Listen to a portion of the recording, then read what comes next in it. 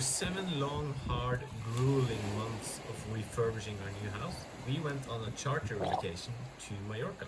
Liv I gata. Walk up in the life.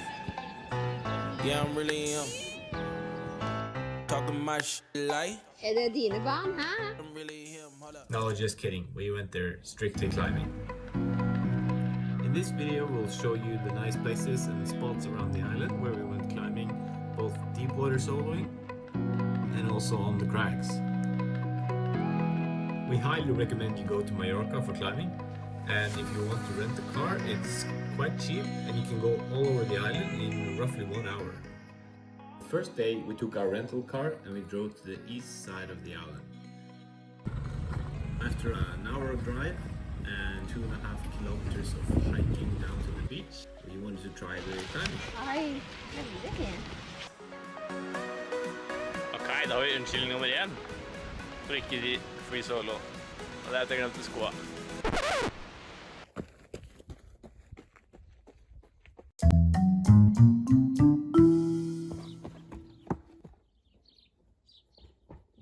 Spennende da. Hva skal du nå? Da skal vi prøve starten på den greia her. Første deepwater solo. Nei, du har gjort det på hytta. Ja. Inni denne hula her. Så har han fått noen tilskuere her borte. Ok, here we go. Here we go! Spennende. Ja. Bra.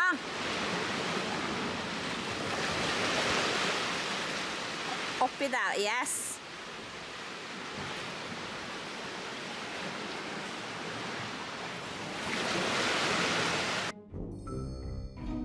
This was the first climb of the trip and my first ever deep water solo.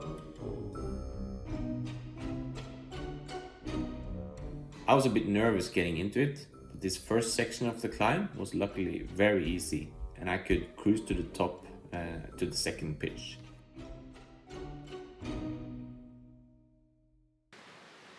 Starting at the second part, called bisexual, I was a bit more uncomfortable.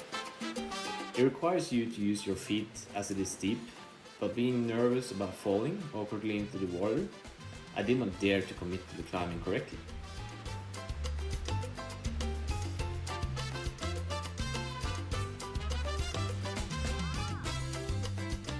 This was my first time ever touching limestone, and the friction is very different from the Norwegian granite I'm used to.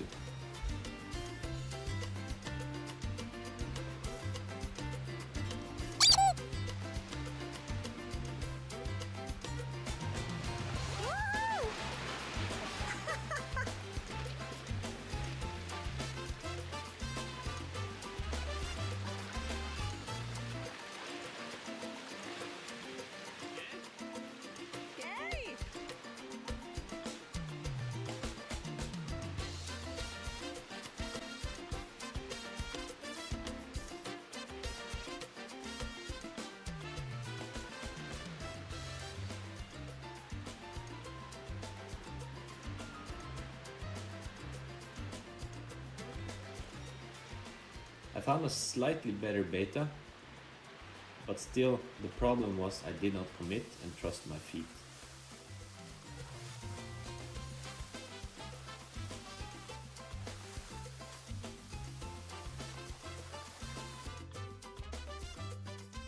All in all, a fun first attempt at deepwater soloing.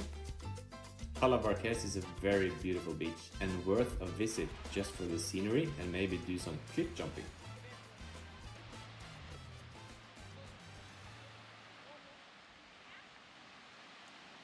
The next day we drove to a sport climbing crag in Caimari. Vi parkerte fin leiebil nå. Skal vi opp i åsen her. Skal vi klatre.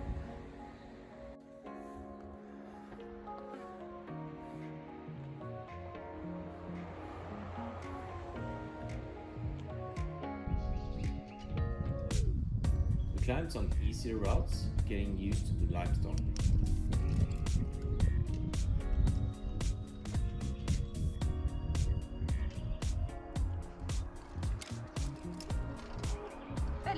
vant.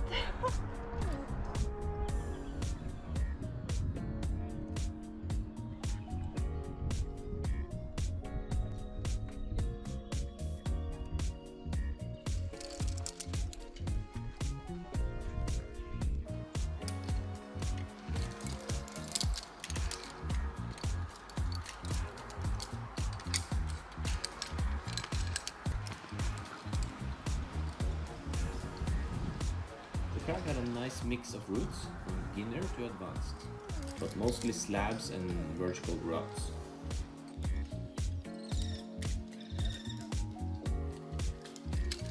Det fuglelyder. Ja. Ja, der kom det en. Oi, det var en fall. Oi. Oi, den var god.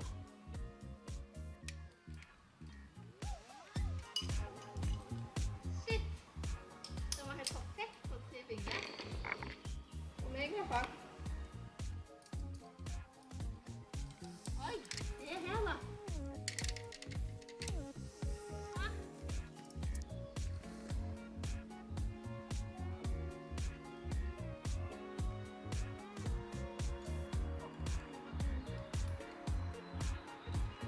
Ok, minus. Det var. Maten, altså. Her oppe er det en 20 pluss sprekk. Den skal vi klatre. Most of all is in very nice surroundings. En falk.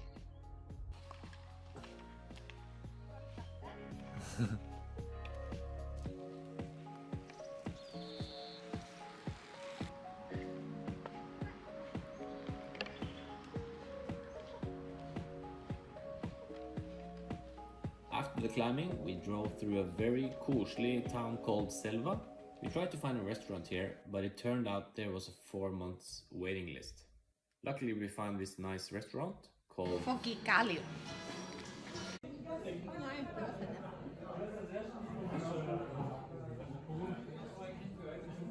var en svær feitneger, altså. The next day, we drove to Cala Santanyi.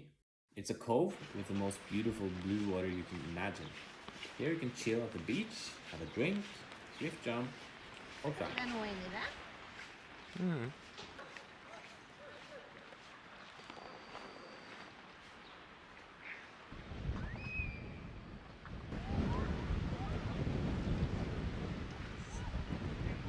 I climbed this steep, short route called Supersonic, and it's in the Supersonic region of the beach.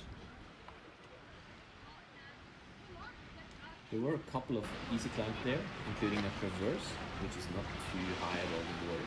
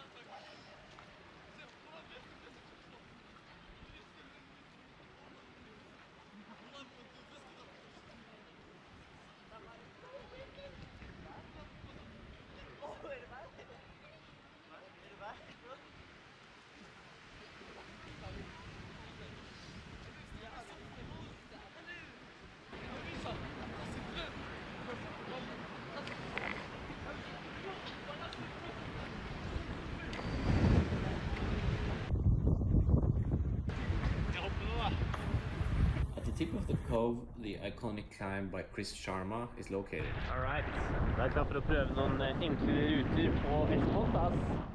Bare komme tørrskål over her, med tøkker.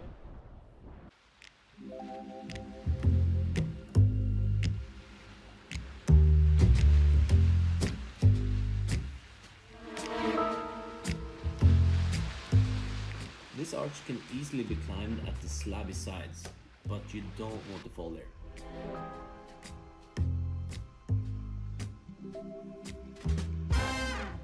Beneath the arch there are harder grades in the 8A to 9A plus range.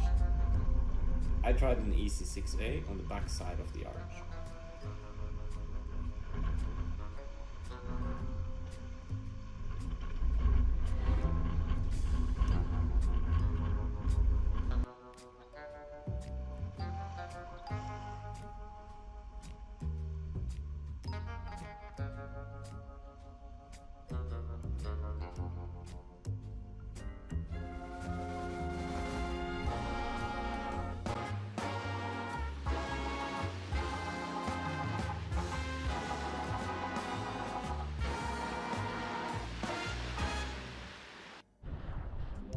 Chill. Har en lett klatring opp her. Må bare ikke dette ned her. Prøv ikke dette ned da.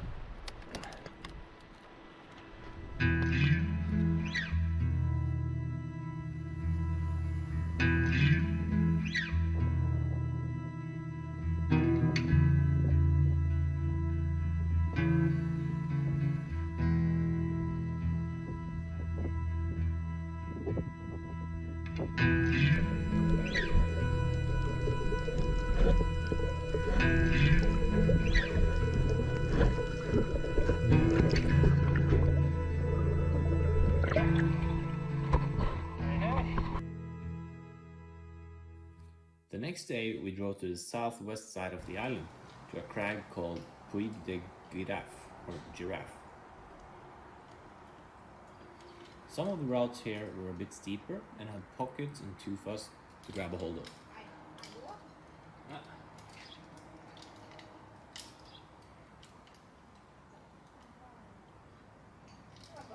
I could on-sight the slabs, but not the steep ones. I guess you get good at what you do, and in Oslo the routes are mostly slab and vertical.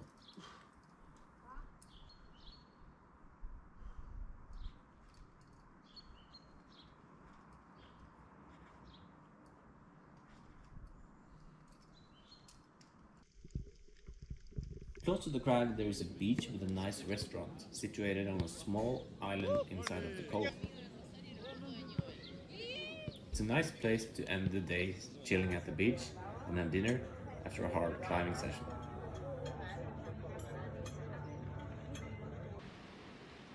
After a rest day by the pool at the hotel, we then were back at it and drove to Cala Santanyi once again. But this time we wanted to test the sport climbing. The climbing was okay, with some crimpy vertical climbs and this steeper one with buckets.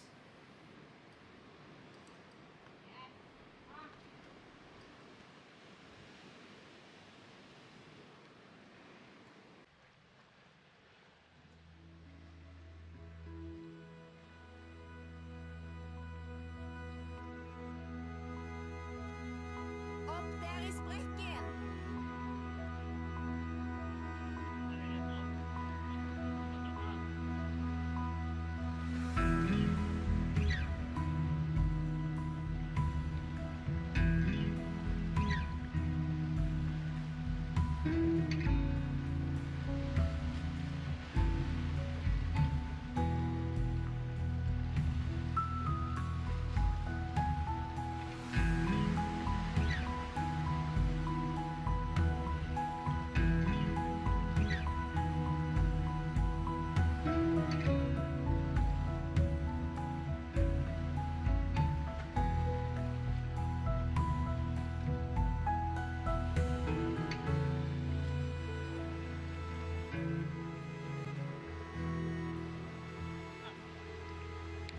In the end, we then also managed to squeak in some standard tourists.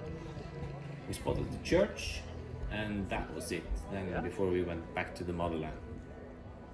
Finne han mannen igjen. Så vi kan høre her. Mallorca is a great place to visit, and we'll be back.